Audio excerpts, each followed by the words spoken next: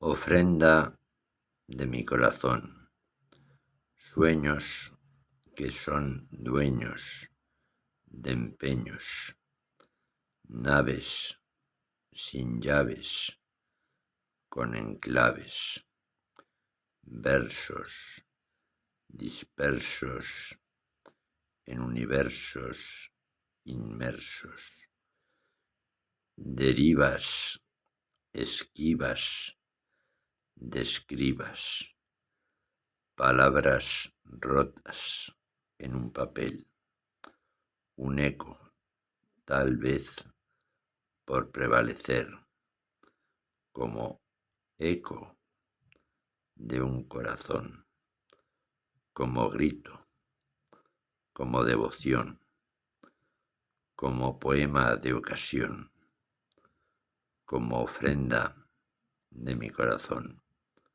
Son textos de Miguel de Asén.